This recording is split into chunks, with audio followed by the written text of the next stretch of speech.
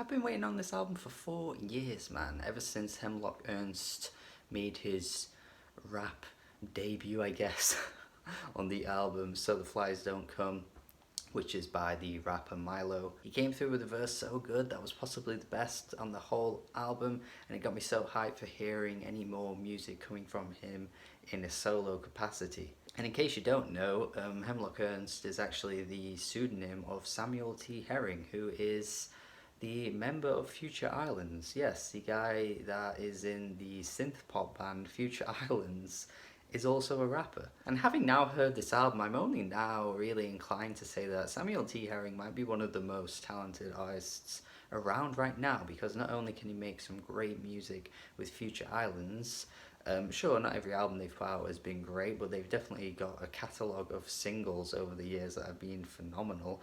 But as well as that, he's so interesting as a performer at live shows. He's so versatile with his vocal inflections, and he's also putting out great music under his rap pseudonym as well. So yes, I'm spoiling the review already, but this is a great album.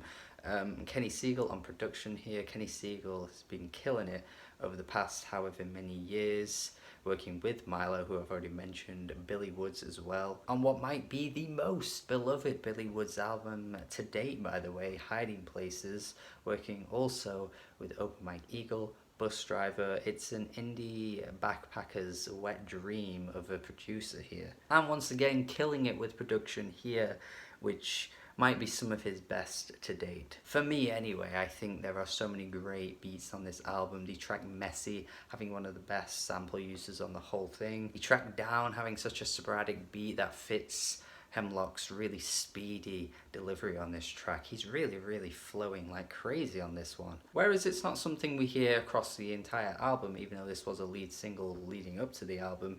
Hemlock is quite subdued across this album. The opening track is a perfect example for that, because it really sets the tone for what you're getting with much of the album. And then towards the end, the latter half of the album, things really kind of slow down.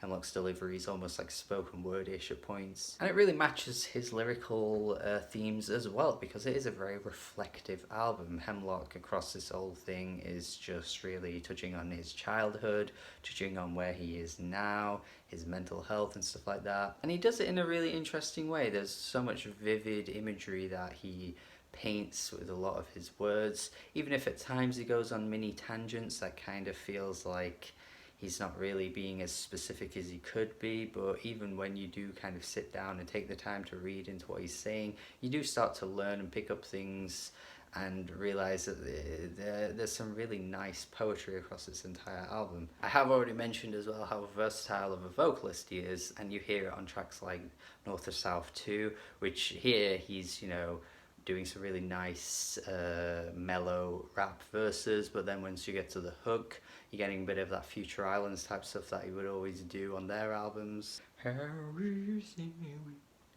Forget about. So yeah, generally quite a diverse set of tracks in terms of some of his hooks, most of the beats. It's a really impressive display of where Hemlock can really shine when he's really flowing speedily, but he's also reeling it in and just talking just talking generally about how he currently is in his own life. The one is very much just reflecting on your own mistakes. I like at the end of the track as well, where he says the line, "Time to put your dick down," which I'm sort of interpreting as him really essentially just, stop being so egotistical. It's time to look at yourself and see that you're the one making these mistakes and need to be a better person. Back at the house as well, he mentions how he needs to still keep trying to be a better person. I do also like the part where he says he's as fat as a couch, which kind of has a bit of a link up to Stone Soup, which is a track about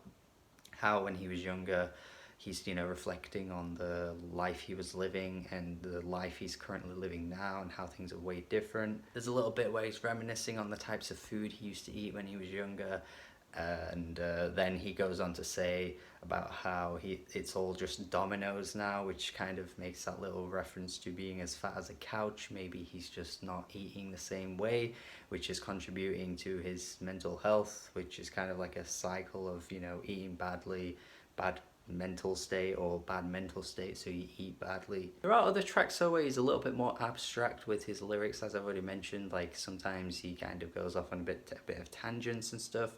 You definitely notice that Bless the Fire, which is totally a Milo influenced track, even from his delivery to like the rhyme scheme and stuff.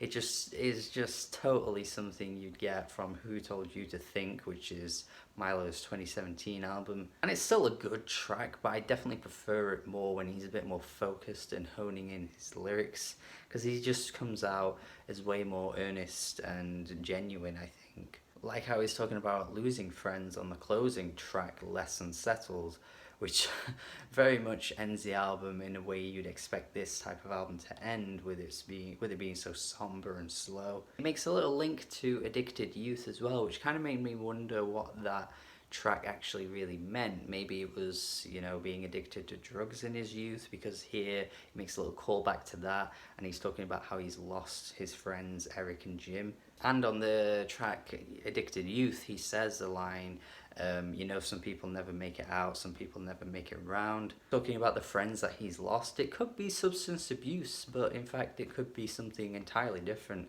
that I'm just not quite picking up on. So yeah, even as like further listens go on and on and on, I'm still picking up these little mini references to individual tracks on the album, which I think is a really creative way to rap, honestly. So it's just generally making the replay value really strong, because I'm just interested in Hemlock as a lyricist. He's just really interesting to listen to. He brings something unique to the table by just being able to switch up his flows consistently well, and just rhyming really well over some fantastic Kenny Segal beats. Easily one of my favorite rap releases of the year. I think it's fantastic. You should definitely check this out.